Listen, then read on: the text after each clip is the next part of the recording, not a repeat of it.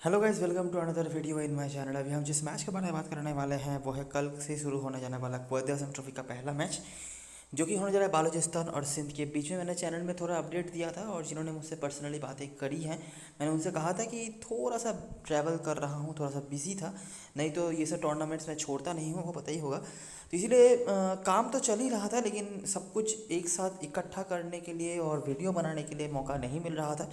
अभी जाके काफ़ी लेट हो चुका है, लेकिन मौका बना है और आई होप 12 बजे के आसपास आपको वीडियो मिल भी जाएगा।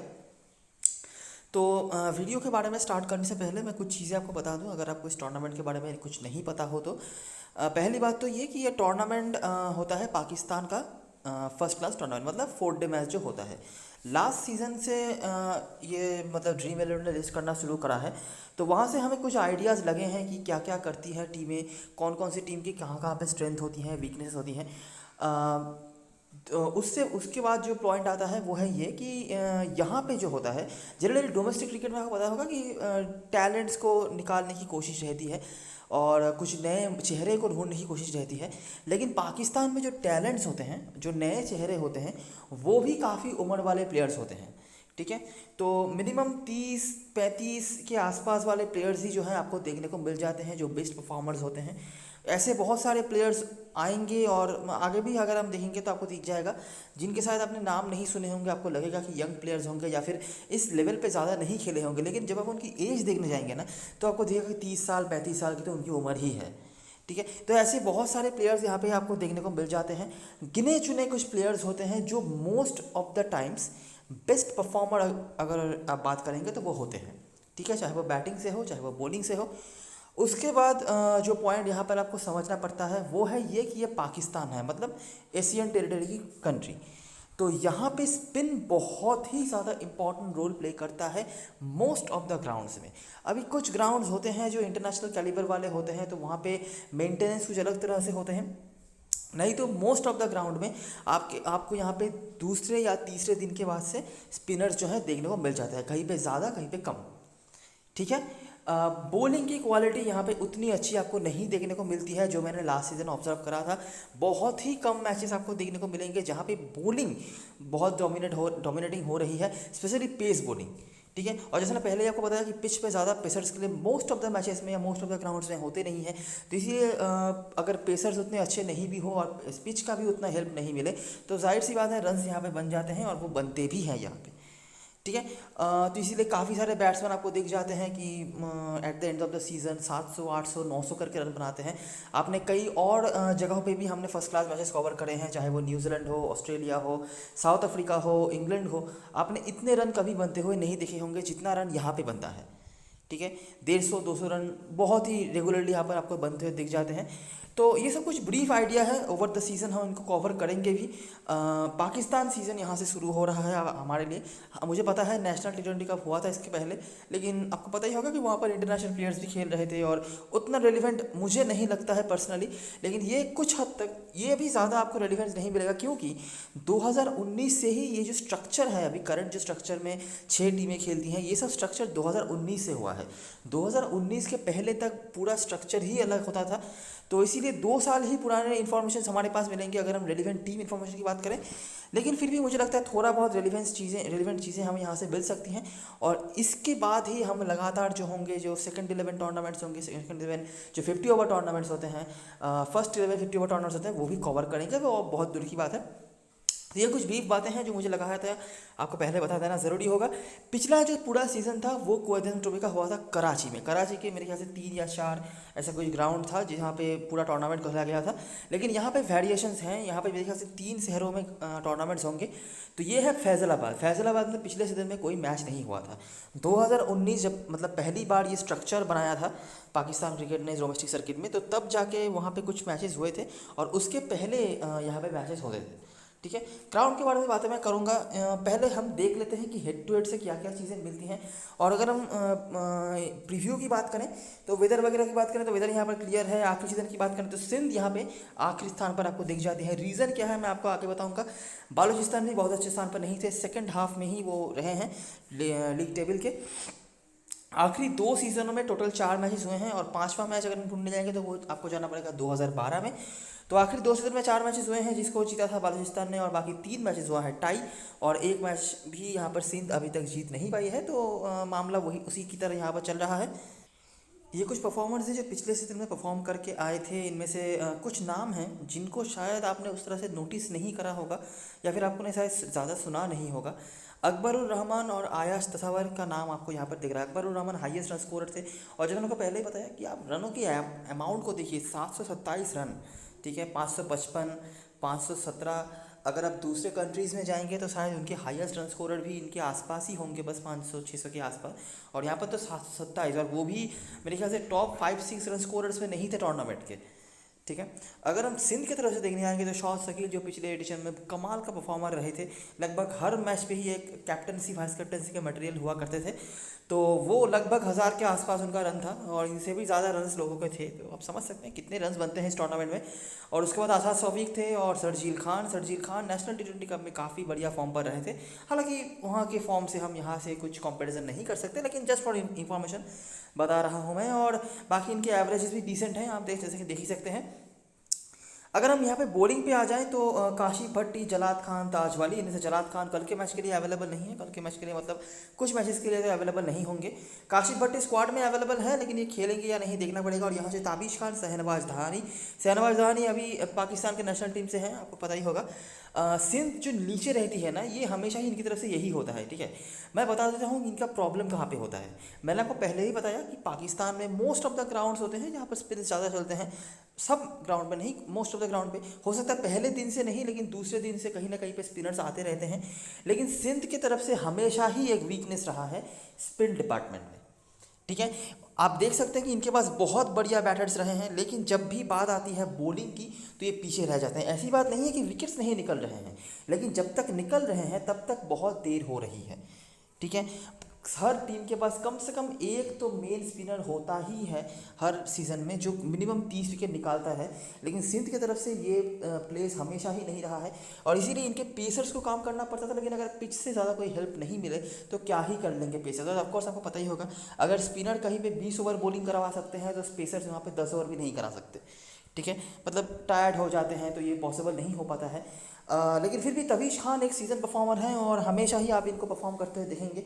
कहीं ना कहीं से विकेट ये ज़रूर निकाल लेते हैं। और एक चीज़ याद रखना कि 4 डे मैचेस में विकेट्स का वैल्यू सेम ही रहता है। मतलब कितने रन पड़ रहे हैं, कितना नेगेटिव दे रहे हैं, वो इकोनॉमी का ऐसा कोई मैटर यहाँ पर नहीं है।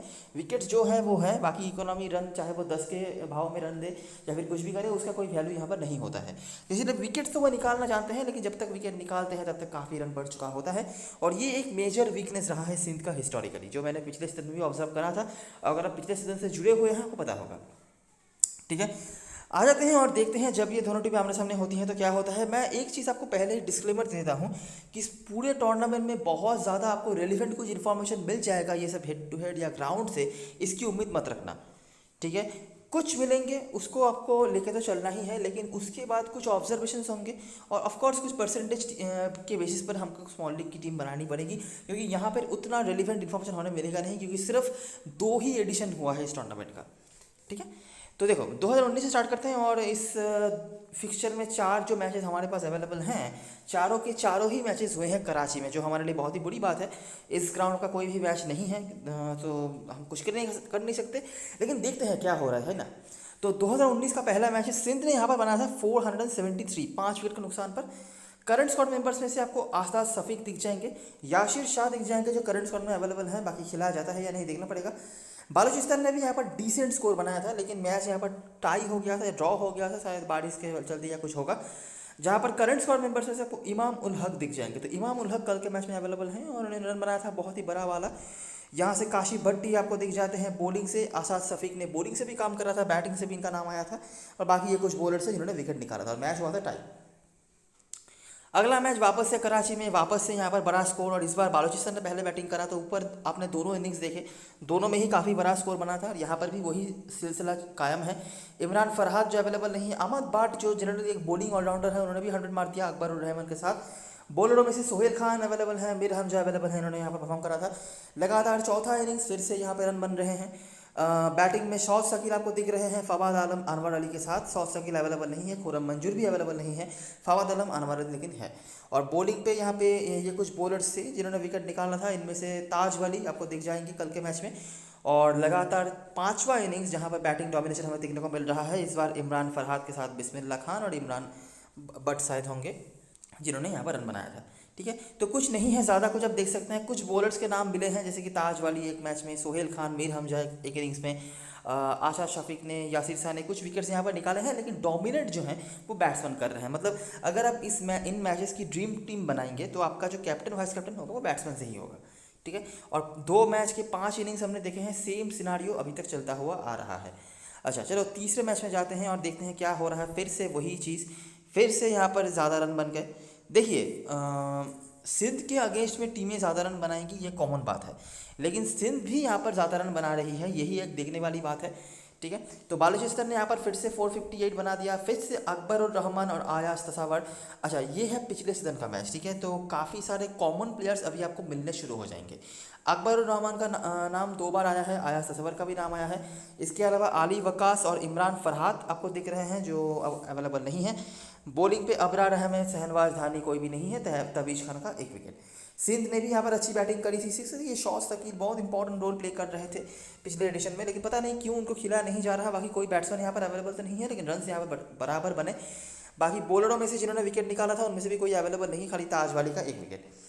फिर से एक इनिंग्स और एक बार फिर से रन यहाँ पे बन रहा है। अकबर उर रहमान यहाँ पर भी इन्होंने रन बनाया है। तो मेरे ख्याल से आखिरी 3 इनिंग्स में अकबर उर रहमान जितना बैटिंग उनको मिला है उन्होंने बढ़िया बैटिंग करी है। यहाँ पर उन्होंने करा था 76, उसके पहले 164 और उसके पहले यहाँ पर उनको बैटिंग मिली थी 112। तो आखिरी 3 इनिंग्स इनके रन कितने बन रहे हैं आप देख सकते हैं। यहाँ पर उनको बैटिंग नहीं मिली थी, लेकिन सिंध की तरफ से शौद शकील एक नाम आ रहे हैं हमारे पास बहुत ही ज़ोरों शोरों से, लेकिन वो अवेलेबल नहीं है। बाकी फवाद आलम का भी यहाँ पर कुछ रन है, जैसे कि यहाँ पर 116 का, और उसके पहले नहीं एक बार ही नाम आया है उनका वैसे।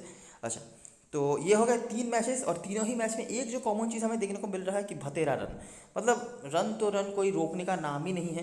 बीच बीच में कोई बॉलर विकेट निकाल रहे हैं, लेकिन उसका कोई वैल्यू नहीं पड़ रहा है। आप समझ सकते हैं 3 विकेट भी अगर कोई बॉलर निकाल रहा है, अगर वो तीनों के तीनों बोल्ड भी कर रहा है, तब भी उसको कितने भी पॉइंट मिल जाएंगे, 70 पॉइंट्स के आसपास। ठीक है, तो वो रन बनाने, वो पॉइंट कलेक्ट करने के लिए एक बैट्समैन को 50-60 के आसपास बनाना पड़ेगा, और यहाँ पर तो हंड्रेड्स की बारिश होती जा रही है।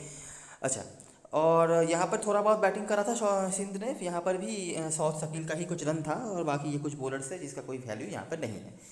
कराची का ही मैच था, तो चारों के चारों में जैसे मैं बताया, और ये चौथा मैच भी कराची में ही हुआ था। फिर से वही सेम चीज़, बालूचिस्तान ने रन बना दिया। इमरान फरहाद, अकबर उर रहमान, देखिए अकबर उर रहमान कितनी बार नाम आया इनका, आयाज तसावर का भी नाम आया है, बिस्मिल्लाह खान। बाकी बॉलरों में से मोहम्मद अजहर ने यहाँ पर 5 विकेट निकाला था, तो ये पहली बार किसी बॉलर ने यहाँ पर अच्छा करा है।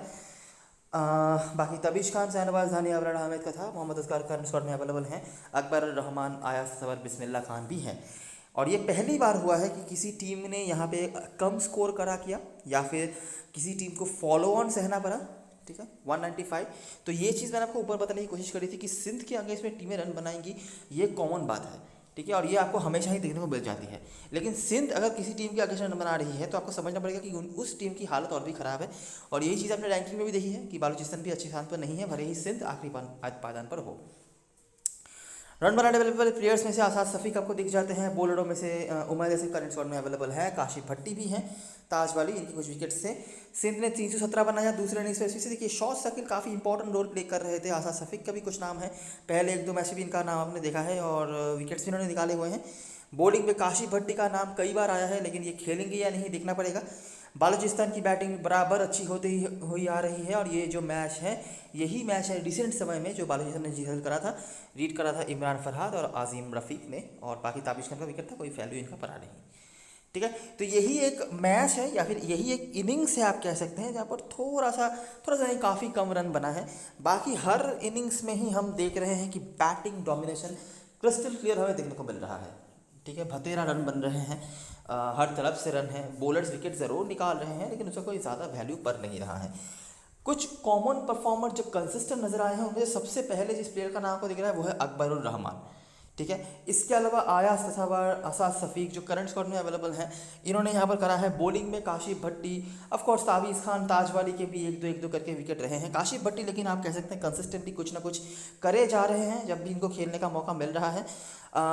बाकी सिंध के होकर मुझे नहीं लगता है, शॉट सगिल मेरे ख्याल से थे, लेकिन बाकी कोई उस तरह से कंसिस्टेंटली हमें देखने को नहीं मिले। सिंध थोड़ा सा बैकफुट में ही रही है, भले ही वो मैच हारे नहीं है, लेकिन थोड़ा सा बैकफुट में अगर कोई टीम रही है वो सिंध ही रही है, और आखिरी मैच वो हारे भी थे।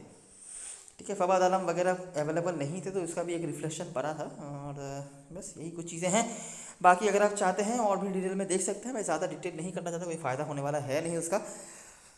तो हेड टू हेड में ज़्यादा कुछ यहाँ पे बताने के लिए नहीं है, जो था मैंने आपको दिखा दिया है। और भी डिटेल में देखने के लिए आप वीडियो बैक करके पॉज करके देख सकते हैं। आ जाते हैं ग्राउंड के बारे में बातें करने के लिए और समझने की कोशिश करते हैं इस ग्राउंड में होता क्या है। ये ग्राउंड जो है ना, 2019 में मुझे 3 मैचेस मिले थे। ठीक है, 3 जो मैच है, 3 मैच 3 तरह का हुआ है, या अगर मैं और भी समराइज़ करवा दूँ 2 तरह के मैच हुए हैं। एक सिनारियो ऐसा दिख रहा है जहाँ पे पेसर्स डोमिनेट कर रहे हैं और स्पिनर्स का कोई नामो निशान नहीं है, मतलब पेसर्स बंचेस में विकेट निकाल रहे हैं। और एक सिनारियो ऐसा आ रहा है जहाँ पर स्पिनर्स बंचेस से विकेट निकाल रहे हैं, और वो भी डे 1 से। पेसर्स का कोई नामो निशान नहीं है, लेकिन ये अभी समझ पाना मुश्किल है कि कौन सा पिच यूज़ हो रहा है। मुझे लगता है 2 स्ट्राइप्स हैं इस ग्राउंड पे। एक स्ट्राइप पे पेसर्स बहुत डोमिनेट करते हैं, स्पिनर्स का कुछ खास रोल नहीं रहता है, और दूसरे स्ट्राइप में मुझे लगता है स्पिनर्स के लिए हेल्प होता है, जहाँ पर पेसर्स आपको देखने को नहीं मिलते हैं। मैं आपको एग्जाम्पल दिखाता हूँ, सही है। देखो, सेंट्रल पंजाब और नॉर्दर्न के बीच में मैच हुआ था, नॉर्दर्न पंजाब मेरे ख्याल से है जो भी है। तो सेंट्रल पंजाब ने बना था 433। देखिए, स्पिनर्स पहले दिन से यहाँ पर विकेट निकाल रहे हैं, 6 विकेट। नॉर्दर्न ने 2 इनिंग्स मिलाकर भी उतने रन नहीं बनाए। आपको पता होगा कि नॉर्दर्न के पास नौमान अली रहते हैं। अब ये नौमान अली कौन है, अगर आप पिछले सीजन से फॉलो करना को पता होगा, और अगर आपको नहीं पता है तो नॉर्दर्न के मैच को आने का वेट करिए, आपको पता चल जाएगा। तो नौमान अली ने यहाँ पर लीड करा था स्पिन से, लेकिन कोई फ़ायदा हुआ नहीं। आप देख सकते हैं दोनों इनिंग्स मिलाकर यहाँ पर स्पिनर्स ने कितने सारे विकेट निकाल लिए, फॉलो ऑन तक दे दिया। डे 1 पे या फिर इनिंग्स 1 पे रन तो हुए थे, लेकिन बाकी दोनों इनिंग्स मिलाकर भी वो रन नहीं बना पाई ओपोनेंट की टीम। ठीक है, तो सेंट्रल पंजाब ने यहाँ पर इनिंग्स और 100 रन से जीत हासिल कर लिया। स्पिनर्स ने पूरी तरीके से डोमिनेट करा यहाँ पे। ठीक है, लेकिन अगला ही मैच ये हुआ था सितंबर 21 से 23, और ये लगभग 1 महीने बाद अगला ही मैच सेंट्रल पंजाब का ही मैच था। इस बार सिंध के अगेंस्ट मैच हुआ था। सेंट्रल पंजाब ने बनाया था 313। ठीक है, करंट स्क्वाड मेंबर्स में से आपको ताबीज़ खान, मीर हमजा, सुहेल खान दिख जाते हैं, जिन्होंने 2-2 करके विकेट निकाला हुआ था। काशिफ भट्टी यहाँ पर भी है, 3 विकेट। सिंध की बैटिंग ठीक ठाक सी रही थी, उतना खास भी नहीं। अच्छा, नोटिस करने वाली बात यह है कि पहले दिन में यहाँ पे लेकिन पेसर्स का अपर हैंड था। ठीक है, ऊपर आपने स्पिनर्स का देखा था, यहाँ पे पेसर्स का था। सिंध की तरफ से फवाद आलम और साद अली ने यहाँ पे रन बनाया था, पेसर्स यहाँ पर भी हैं। ठीक है, सेंट्रल पंजाब ने दूसरे इनिंग्स में भी यहाँ पर डिसेंट बैटिंग करा। ताबीज़ खान दोनों इनिंग्स में आपको नाम दिख रहे हैं, सुहेल खान, काशिफ भट्टी के साथ। और सिंध ने यहाँ पे मैच बचा लिया था, नहीं तो अगर थोड़ा और मैच होता तो शायद वो हार भी सकते थे। पेसर्स यहाँ पर ज़्यादा विकेट ले रहे हैं, यहाँ तक कि डे 4 में आकर भी पेसर्स के ऊपर नहीं जा पा रहे हैं स्पिनर्स। सेम ग्राउंड है, लेकिन 1 महीने के डिफरेंस में इतना डिफरेंस। और चलिए, अगर समय आगे जाता है, सीज़न लॉन्ग होता है, तो पिच में क्रैक्स वगैरह आने चाहिए, पिच और स्लो होना चाहिए, वहाँ जाके पिच में और पेसर्स का रोल बन रहा है। ठीक है, लेकिन फिर से वापस अगर हम तीसरे मैच में आ जाए तो ये हुआ था अक्टूबर में, अक्टूबर 28 से 31, और लगभग 4-5 दिन के बाद फिर से यहाँ पर जब मैच हुआ, देखो फिर से सेंट्रल पंजाब का ही मैच हुआ। सेंट्रल पंजाब ने बनाया 226। ठीक है, फिर से देखिए स्पिनर्स ने डोमिनेट कर दिया। ठीक है, रन फिर से कम ही बने, नॉर्दर्न के आके इसमें फिर से स्पिनर्स डोमिनेट कर रहे हैं। तीसरे इनिंग्स में आकर सेंट्रल पंजाब ने थोड़ा बहुत रन बनाया था, लेकिन स्पिनर्स यहाँ पर भी डोमिनेट कर रहे हैं। और डे 4 में जाकर तो स्पिनर्स ने यहाँ पर धागा ही खोल दिया, 10 के 10 विकेट। तो यही चीज़ थोड़ा कंफ्यूजिंग है मेरे लिए, मुझे समझ नहीं आ रहा है कि यहाँ से क्या कंक्लूजन पे आना चाहिए। एक मैच में हम स्पिनर्स का उतना नहीं देख रहे हैं, और अगले मैच पर हम देख रहे हैं कि स्पिनर्स मतलब आजू बाजू में नहीं आने दे रहे हैं किसी पेसर को। बाकी अगर हम रनों की बात करें तो बहुत ज़्यादा रन आपने यहाँ पे बनते हुए देखा नहीं है। मेरे ख्याल से ये जो डे 1 या इनिंग्स 1 में जो थोड़ा बहुत रन बन रहा है, उसके बाद से रन थोड़ा सा कम ही बन रहा है। लेकिन ये जो तीसरा इनिंग्स खेला है सेंट्रल पंजाब ने, 2-3 मैच में खेला है, जो तीसरा इनिंग्स खेला है उन्होंने यहाँ पर रन बनाया था। बाकी जो टीमें आ रही हैं उनके अलावा वो हमेशा ही यहाँ पर स्ट्रगल कर रही थी। ठीक है, तो इतना तो हमें समझ आ रहा है कि ये बहुत ज़्यादा फ्री फ्लोइंग ग्राउंड शायद नहीं है रनों के मामले में। और हम स्पिनर्स और पेसर्स का एक बैलेंस बना के यहाँ पे टीम बना सकते हैं। जो हमारे लिए मेन पेसर्स होंगे उनको रखेंगे। वैसे भी स्पिनर्स का नाम आपने ज़्यादा नहीं देखा होगा, लेकिन जो जो स्पिनर्स हैं जो कुछ हद तक नाम आपने देखा है या कुछ हद तक हमें आइडिया है कि नहीं ये बंचेस विकेट निकाल सकते हैं या मेन स्पिनर होने वाले हैं, ऐसे स्पिनर्स को हमें रख के चलना है। ठीक है। बाकी टीम जो होगा हम बैटिंग हैवी बना सकते हैं, क्योंकि हमने हिस्ट्री में देखा है हेड टू हेड के कि रन्स बहुत बनते हैं। ठीक है। और चाहे कुछ भी हो, अगर एक बैट्समैन को 2 बार बैटिंग करने का मौका मिले और अगर वो 30-30 करके भी रन बनाते तब भी वो 80-90 के आसपास आपको पॉइंट्स करके कलेक्ट करके देखे जा सकते हैं। ठीक है। तो ये रही सारी चीज़ें जो ग्राउंड से बताने लायक था। हेड टू हेड की चीज़ें तो मैंने आपको बता ही दी हैं, इसके ज़्यादा आप यहाँ से कुछ उम्मीद नहीं रख सकते। यही था जो बताने लायक था। आई होप आपको थोड़ा बहुत समझ में आ रहा होगा क्या हो रहा है और कहाँ कहाँ पे हम थोड़ा बहुत काम वगैरह कर सकते हैं। बहुत ज़्यादा एक्सपेक्टेशन आप यहाँ पे नहीं रख सकते। ठीक है। बस थोड़ा बहुत कॉमन चीज़ें और कुछ यूनिक पॉइंट्स जो आपको इन मैचेस में जिता सकते हैं, स्पेशली पहले कुछ मैचेस में। ठीक है। तो बात करते हैं ना प्लेइंग 11 की और देखते हैं कौन कौन से प्लेयर हमारे लिए इंपॉर्टेंट हो सकते हैं। सिंध की तरफ से एक बहुत ही एक्साइटिंग मैं कहूँगा कि इंक्लूजन उन्होंने करा है, वो है शान मसूद, जो नेशनल T20 कप में भी साउदर्न पंजाब शायद टीम का नाम है, उस टीम की कैप्टनसी कर रहे थे। बहुत दिनों तक साउदर्न पंजाब की टीम में थे, कैप्टनसी भी उन्होंने करा है। अचानक से पता नहीं क्यों वो सिंध में आ गए हैं। तो जो भी हो अभी वो सिंध के होकर खेलेंगे और मोस्ट प्रॉब्ली ओपनिंग भी वो करेंगे शर्जील खान के साथ। उसके बाद फवाद आलम है। तो टॉप 5 में आपको 4 लेफ्ट हैंडेड बैट्समैन देखने को मिल सकते हैं सिंध की तरफ से। उसके बाद साद खान है या फिर यहाँ पे मोहम्मद ताहा खान के एक प्लेयर हैं, वो भी काफ़ी यंग हैं और साद खान भी यंग हैं। तो इन दोनों में से कोई एक खेल सकता है मेरे ख्याल से जो मिडिल ऑर्डर में आएंगे। उसके बाद मोहम्मद हसन, सोहेल खान, आशिक अली जो टीम के मेन स्पिनर होने वाले हैं। पिछले सीजन में कुछ मैचेस में उन्होंने काफ़ी एक्साइट करा था टीम को और बंचेस में विकेट भी निकाला हुआ था, लेकिन कंसिस्टेंसी की काफ़ी कमी नजर आई है और एक्सपीरियंस की भी कमी थी पिछले एडिशन में। अभी देखना पड़ेगा कितना ज़्यादा एक्सपीरियंस ब्रिंग करते हैं, लेकिन टीम के मेन स्पिनर ये होने वाले हैं, ये पकड़ के चल सकते हैं आप। उसके बाद मोहम्मद अजहर, ताबिश खान, मीर हमज़ा और मोहम्मद हसनैन में से कोई एक।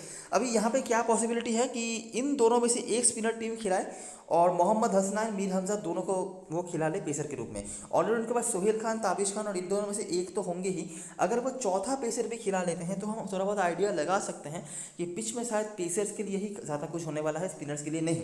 क्योंकि आसाद शफीक ऑलरेडी इनके पास स्पिनर है, फवाद आलम भी स्पिनर होंगे और हो सकता है कि आसिक अली और अजहर में से एक को वो खिलाएं और एक्स्ट्रा पेसर खिलाएं।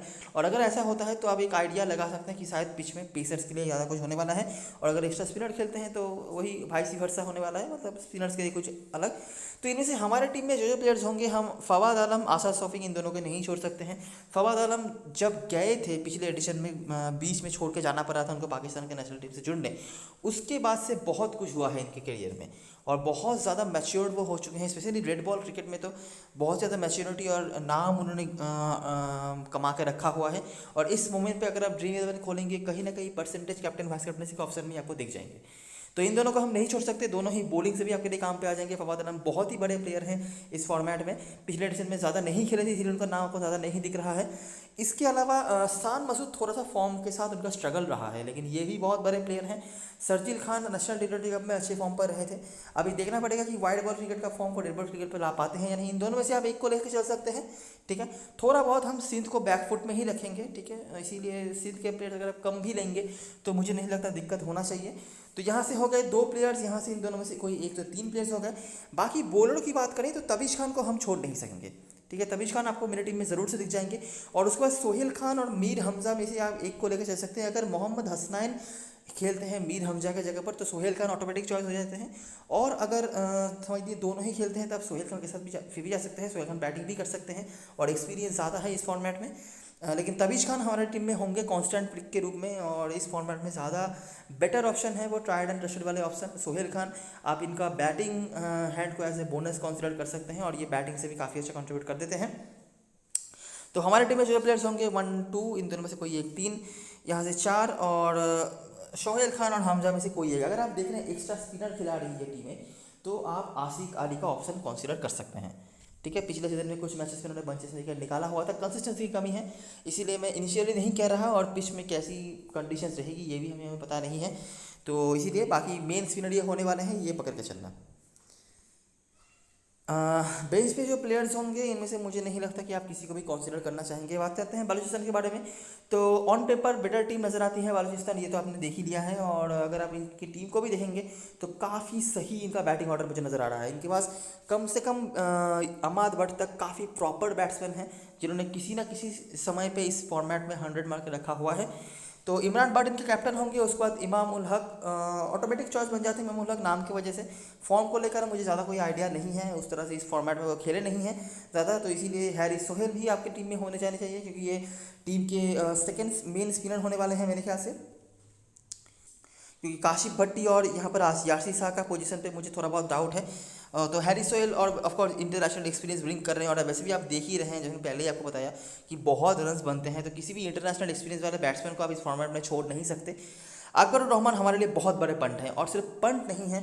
अगर आप मतलब किसी डोमेस्टिक अननोन प्लेयर्स में से कैप्टन वाइस कैप्टन बनाने की सोच रहे हो ना, तो अकबर रहमान एक बहुत ही सही ऑप्शन बन सकते हैं। एक चीज़ जो मैं बताना चाहूँगा कि इनके फॉर्म को लेकर हमें कोई आइडिया नहीं है, लेकिन रिकॉर्ड्स इनके बहुत ही बढ़िया हैं। लास्ट 3-4 जितने भी इनिंग्स उन्होंने खेले हैं अगेंस्ट सिंध, उन्होंने हर इनिंग्स रन बनाया है और 100 भी मार के रखा हुआ है। ठीक है। और ऑफ कोर्स पिछले सीजन के हाईएस्ट रन स्कोरर तो थे ही टीम के होकर। आया सवर को भी हम रखने की पूरी कोशिश करेंगे। इन्होंने भी काफ़ी अच्छा काम करके रखा हुआ है जब भी इनको मौके मिले हैं। और ऑन एवरेज अगर हम बात करें ओवरऑल, तो अकबर और रहमान से बेटर है। हालांकि इस फिक्चर में अकबर और रहमान बेटर है, तो इसीलिए हम दोनों को ही रखने की कोशिश करेंगे। कीपर से में बिस्मिल्लाह खान डिफ़ॉल्ट पिक हो जाते हैं। उसके बाद है राजा उल हसन, जो मेरे ख्याल से सेकंड स्पिनर होंगे, सेकंड या थर्ड स्पिनर। अमाद बट, जुनैद खान, ताज वाली और काशिफ भट्टी। यहाँ पर अगर मैं पर्सनली बताऊँ तो मुझे लग रहा है ये जो पेस अटैक है ना बालूचिस्तान का, ये कहीं ना कहीं पे वीक है। ठीक है। ताज वाली कुछ मैचों में आपने देखा होगा कि इन्होंने काफ़ी अच्छी बॉलिंग कराई हुई है, लेकिन अगर पिच से ज़्यादा कोई हेल्प नहीं मिलता है तो आपको ताज वाली खास कुछ करते ही नहीं दिखेंगे। मैं नहीं कह रहा विकेट नहीं निकालेंगे, लेकिन खास कुछ हेल्प आप उनसे नहीं उम्मीद रख सकते। अगर पिच में स्पिन है तो यहाँ पे बहुत ही बढ़िया 2 स्पिनर्स हैं इनके पास, काशिफ भट्टी और यासिर शाह। ठीक है। यहाँ पर राजा उल हसन भी नहीं खेल सकते हैं, और अगर यासिर शाह का फिटनेस वो पास हो जाते हैं तो वो दोनों ही खेल सकते हैं। काशिफ भट्टी अगर खेलते हैं डेफिनेटली हम इनको लेंगे, और यासिर शाह अगर खेलते हैं तो कोई दिक्कत वाली बात नहीं है। पिच में क्या है क्यों है कोई सोचने की ज़रूरत नहीं है, ऑटोमेटिक चॉइस बन जाते हैं यासिर शाह। ठीक है। ये बैटिंग हैंड भी इनका बहुत अच्छा है, भतेरा एक्सपीरियंस लेके आते हैं। और जो मैं बार बार आपको कहना चाहूँगा कि चाहे कुछ भी हो जाए, इंटरनेशनल एक्सपीरियंस वाले प्लेयर को आप इस फॉर्मेट में, इस टूर्नामेंट में इग्नोर नहीं कर सकते, क्योंकि वैसे भी यहाँ पर टैलेंट की थोड़ी बहुत कमी ही है। और इसीलिए जो थोड़ा बहुत इंटरनेशनल एक्सपीरियंस ब्रिंग कर रहे हैं उनका वैल्यू ऑटोमेटिकली यहाँ पे काफ़ी ज़्यादा हो जाता है। तो हमारे टीम में जो प्लेयर्स होंगे, इमाम उल हक, हैरिस सोहेल, अकबर रहमान, तसव्वुर, बिस्मिल्लाह, तो 5 यहाँ से हो गए। उसके बाद काशिफ भट्टी अगर खेलते हैं, मतलब इन दोनों में से जो भी खेलेंगे तो उनको तो हम लेंगे ही, और अगर दोनों ही खेलते हैं तो दोनों को लेंगे, और अगर दोनों में से एक खेलते हैं तो एक्स्ट्रा प्रेशर के रूप में आप ताज वाली या अमाद भट्ट में से किसी को ले सकते हैं। ठीक है। बेंच पे उमैद असीफ भी होंगे, लेकिन मुझे नहीं लगता कि इनको आप मौका पाते हुए देख पाएंगे। ये भी काफ़ी अच्छा परफॉर्मर रहे हैं इस लेवल के क्रिकेट में। कैप्टन वेस्टर्न चॉइस की बात करें तो इमाम उल हक और हैरिस सोहेल के आसपास लोग जा सकते हैं बलूचिस्तान की तरफ से। उसके बाद अमाद बट और बिस्मिल्लाह खान। रिस्की में यासिर शाह अगर फिट हो पाते हैं तो ज़रूर खेलेंगे, और अगर नहीं खेलते तो काशिफ भट्टी इनके जगह पर कंसीडर कर सकते हैं। अकबर रहमान, आयास सबर दोनों हमारे लिए बहुत बड़े पंट होने वाले हैं। Even Akbar Rahman captaincy vice captaincy के मटेरियल भी बन सकते हैं। सिंध की तरफ से फवाद आलम और शान मसूद हमारे लिए सेफर पिक होंगे। शान मसूद का फॉर्म थोड़ा डाउनवर्ड्स था नेशनल T20 कप में, लेकिन देखना पड़ेगा कि यहाँ से वो मतलब कितना ज़्यादा ट्रांजिशन कर पाते हैं खुद के फॉर्म को। सोहेल खान और आसाद सफ़ीक, उसके सरजील खान और आसाद सफ़ीक उसके बाद, और यहाँ पर तबीश खान और एस खान जो नीचे हैं वो है सोहेल खान, ऊपर जो है सरजील खान है। और आशिक अली में से आप किसी एक को कंसीडर कर सकते हैं। आशिक अली बड़े लीग में ही कहूँगा मैं। सोहेल खान आपको बैटिंग कुछ देंगे, बॉलिंग से कुछ करें या नहीं करें, लेकिन आशिक अली अगर बॉलिंग से खास कुछ नहीं कर पाते तो फेल ही होंगे आपके लिए, तो यही बात है। तो थोड़ा यहाँ पर मैंने चांस लिया है, सोहेल खान के जगह पर आप इजीली यहाँ पे ले सकते हैं। अच्छा, काशिफ भट्टी और यासिर शाह दोनों को मैंने रखा है, जैसे कि आप देख सकते हैं। अगर दोनों में से एक खेलते हैं तो आप यहाँ पे काशिफ भट्टी की जगह पर एक्स्ट्रा बैट्समैन भी ऐड कर सकते हैं। ठीक है। या फिर यहाँ पर शान मसूद सेफर ऑप्शन होंगे, आप उनके साथ भी जा सकते हैं, जो मैंने नहीं लिया है। एक पॉइंट है मेरे पास कि उतना अच्छा फॉर्म ये नहीं दिखा पाए हैं, और उतने अच्छे कुछ खास रिकॉर्ड्स भी नहीं हैं इनके इस फिक्सचर में अगेंस्ट सिंध बालूचिस्तान, तो इसीलिए इनको मैंने कंसिडर नहीं करा है। अगर दोनों में से एक खेलते हैं, मतलब काशिफ भट्टी और यासिर शाह में से कोई एक खेलते हैं, तो आप यहाँ पे आयास तसव्वुर को मैनेज कर सकते हैं। मुझे स्पेस नहीं मिला, नहीं तो मैं इनको डेफिनेटली लेता। बाकी सोहेल खान को मैंने रखा है, थोड़ा सा बॉलिंग का क्वेश्चन मेरे को दे देंगे इसीलिए क्योंकि बाकी जो है Tabish Khan of course better bowler वही हैं, लेकिन अगर पिच पे ज़्यादा पेसर्स के लिए कुछ नहीं हुआ तो गड़बड़ हो सकता है, तो इसीलिए मैंने सेफ जाने के लिए सोहेल खान को रख लिया है। बाकी सरजील खान, फवाद आलम, आशाद शफीक, हारिस सोहेल, इमामुल हक, ये लगभग सबके टीम में होंगे। आशाद शफीक भी लोगों की टीम में हो जाएंगे, आपको चिंता करने की ज़रूरत नहीं है। यहाँ पर आप ऐड कर सकते हैं शान मसूद को और अयाज तस्वर अगर आप थोड़ा बहुत रिस्क लेना चाहते हैं। अकबर रहमान हम नहीं छोड़ने वाले हैं, आपको पता चल ही गया होगा, रीज़न भी आपको पता चल गया होगा। और ताज वाली को मैंने रखा है एकमात्र पेसर के रूप में। यहाँ पर अगर आप चाहते हैं तो ताज वाली के जगह पर आप यहाँ पे ले सकते हैं तबीश खान को, जो काफ़ी अच्छे ऑप्शन बन सकते हैं। इसके अलावा यहाँ पर जुनैद खान वगैरह खास कुछ इस फॉर्मेट में मैंने देखा नहीं है, तो मैं कंसिडर नहीं कर रहा इनिशियली। मुझे नहीं पता साद खान का यहाँ पर क्यों परसेंटेज इतना ज़्यादा करके रखा है, और मतलब क्रेडिट इनका ज़्यादा करके रखा है, क्या ही देख लिया ड्रीम 11 ने, पता नहीं मुझे, लेकिन खास कुछ उतना नहीं है। यंग प्लेयर हैं, टैलेंटेड हैं, थोड़ा बहुत बैटिंग ही बेटर करते हैं, बॉलिंग से कुछ गुंजाइश नहीं रख सकते आप, इसीलिए ज़्यादा कुछ एक्सपेक्टेशन रखने की ज़रूरत नहीं है यहाँ पे। बैटिंग में तसावर और शान मसूद ये दोनों होंगे। इमरान बट भी हैं, लेकिन एक तो इनका परसेंटेज भी कम होने वाला है और खास कुछ इनके परफॉर्मेंसेज हमें देखे नहीं हैं, तो इसीलिए इनिशियली कंसिडर नहीं कर रहे हैं। और कीपर सेशन में बिस्मिल्लाह खान डिफॉल्ट पिक है। कैप्टन वैसे चॉइस की बात करें तो आपके पास काफ़ी सारे ऑप्शन हैं यहाँ पर। फवाद आलम, इमाम उल्लाह कॉम्बिनेशन के साथ जा सकते हैं, जिनके साथ काफ़ी लोग जनता जाने भी वाली है। इसके अलावा पता नहीं है कि पिच में कैसे स्पिनर्स का रोल रहेगा। अगर स्पिनर्स का बहुत अच्छा रोल रहता है, अगर कहीं से पता चलता है, तो याशिर शाह और अगर खेलते हैं तो डिफ़ॉल्ट कैप्टन चॉइस बन सकते हैं, क्योंकि बैटिंग भी थोड़ी बहुत कर सकते हैं। तो सेफ में ये दोनों आएंगे, फवाद आलम, इमामुल्लाह। पिच का पता चले तो याशिर शाह, और अगर कुछ अलग लेवल का रिस्क आपको लेना है तो आप अकबर रहमान के साथ जा सकते हैं, और आसाद शफीक को आप as a vice captain consider कर सकते हैं। ठीक है, तो ये सारी चीज़ें हैं और सारी एनालिसिस वीडियो अगर पसंद आया हो तो लाइक ज़रूर करना, सब्सक्राइब करना, चैनल को टेलीग्राम चैनल पे ज़रूर ज्वाइन हो जाना, क्योंकि लास्ट राउंड पे सारी अपडेट्स वगैरह वही मिलने वाली है आपको। तब तक के लिए best luck for this match and for now.